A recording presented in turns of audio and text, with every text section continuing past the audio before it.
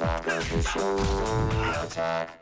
apparently people are making hundreds of thousands of dollars playing these video games, but if a pro gamer competes in a cyber cafe and no one sees it, is it really a professional sport? For years, media companies have tried to create a professional sport out of competitive gaming. Leagues keep popping up, players are signing contracts worth hundreds of thousands, and TV networks are broadcasting the events. Last weekend, CBS broadcast the World Series of Video Games, becoming the latest gaming event to take on the sports arena. However, some are saying that the sport is boring to watch and impossible to follow.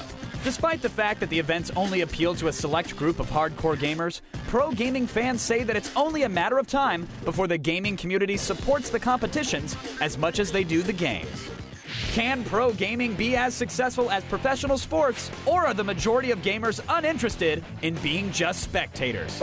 Get your peanuts and polygons. It's The Loop.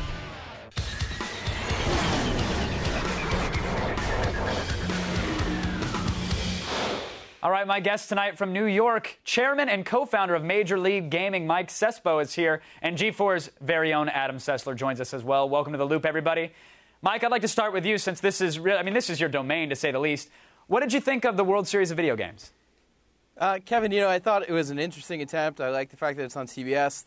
One of the core problems of the whole issue that we're talking about tonight is that what most of the other leagues out there and media companies are trying to do is create a spectacle out of competitive gaming before it's even really become a sport. What we try to do at Major League Gaming is maintain authenticity with core gamers, maintain credibility by really focusing on having all of the best players play the best games in the most competitive setting. Sure. That's not the case for the CBS show. I mean, having people do silly guitar tricks with Guitar Hero is funny to watch, but that's not professional gaming, and it's not a sport. Yeah, Adam, do you think at this point these televised gaming events are really just a parody of actual sporting events that we see televised? It comes across really as kind of older executives who don't get video games, and this is how they think us gamers like to see things, and it's really unfortunate.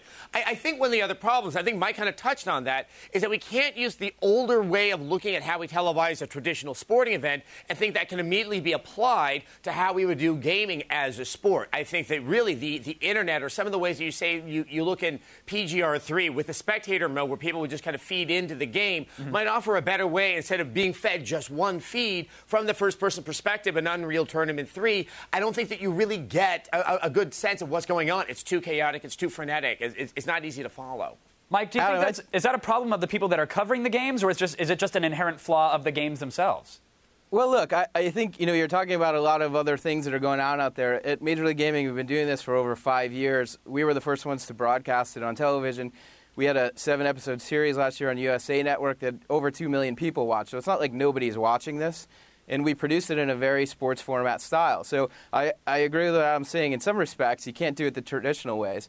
And the reality is, we have a huge broadband business where we're showing video of our pro competitions all the time, and there's significantly more people watching it through broadband, through places like Xbox Live Marketplace, all these new digital platforms where people like us who are gamers are watching video. It's not just appointment television anymore. Sure. So I think that's where the model shifts. Well, I got to throw out the old Korea argument, because it always gets brought up. Sure. Adam, I'll start with you. Will you ever see this catch on like it has over there? I mean, it's as huge as the NFL or Major League Baseball is in the States here. I don't think it fits. I think, most countries have their very unique cultures, and Korea definitely has a very, very unique culture. I think StarCraft became so popular due to the fact that you had a lot of people who were online with computers, but the computers themselves weren't that technologically advanced. And in that country, it is a smaller country and more homogenous. When one thing catches fire, it can catch fire that much faster. I just don't see that model happening here with any one particular game or with gaming as sport, period. Well, Mike, can something like that even happen here in the States when it seems like there are? I mean, I know MLG is its own thing, but aren't there like 45 different professional gaming leagues all playing 600 different games with different brackets and different rules? Doesn't it have to be standardized to even stand a chance here in the States? It doesn't have to be standardized. One league has to be the preeminent one, and that's what Major League Gaming is. I mean, if you do a look at the online traffic for all the competitive gaming and pro gaming sites out there, the Major League Gaming sites have about 90% of the market share. So where we are setting the standards, that part is true. I think the difference is in Korea, and I've been there a couple times to see what's happening. it's a totally different thing. Just like sports in the rest of the world are different than the NFL, the NBA, the NASCAR. I mean, we just create and consume sports in a completely different way in America than the rest of the world does. But Mike, what about the televised aspect of this? Because I know you just said MLG, you guys were the first to put it on TV, so obviously you want that market. You're going after it. Will this ever take on as a televised spectator sport?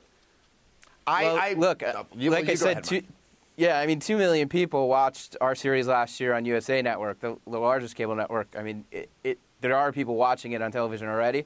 I think it's also quite a bit different than the Korean model, like what Adam said. I mean, it's not pro gaming per se, it's StarCraft. Right. And they're really creating it almost like a game show kind of atmosphere where there's, literally guys in like silver lame outfits and they're kind of treated like boy bands with tour buses and groupies and stuff. It's a whole different flavor. It's not, nobody who's used to traditional American stick and ball sports would go to South Korea and look at what they're doing with StarCraft and say, wow, that looks just like the NFL, but done with gaming. It's a totally different thing. Adam, when am I ever going to see you like in a packed sports bar throwing a PBR at the big screen because, Team Manhammer didn't defuse the bomb in Counter-Strike? Like, is that day going to come? Well, only if I have a child on Team Manhammer may that actually happen. I hope that doesn't. I think the issue is that for people who consider themselves gamers, only a small portion of them are those who are playing online in the competitive type games that you see on these televised events. And so you've taken kind of the, you have a niche of a niche, more or less. I don't know if that group is going to really expand over time. Those who like Unreal Tournament, I don't think that game is going to catch on much bigger any time in the future. Yeah, there's a lot who like it, but without that generated interest in those particular games, I don't know if you can really grow that audience all that much. All right, I want to give the final word to Mike very quickly here. Mike, in the next 5 years, will I ever pour a bowl of Wheaties that actually features a professional gamer on the cover? Will we get to that point in 5 years? Absolutely, and I mean the early indicators are that people from the traditional sports world, like Gilbert Arenas, who's been very involved with Major League Gaming for a long time, are flocking to us and helping us build out what this is. And what we're doing is making sure that the gamers themselves, the pros that we have in our league, are actually bigger than the game. It doesn't matter what the game is, and that's one of the points I would disagree with Adam on, is it's not really about the game and whether you're familiar or you play that particular game. It's the teams and the personalities that are playing them who are becoming the pros of the next great sport. Well, if my mom can name a professional gamer, or if I see a kid riding down the street with a professional gamer baseball card in his spokes, then I'll agree that we've arrived. But for the meantime, I want to thank my guests, Mike and Adam, for keeping us in the loop. Appreciate your time, Thanks, Kevin. Attack of the Show, weeknights at 7, only on G4.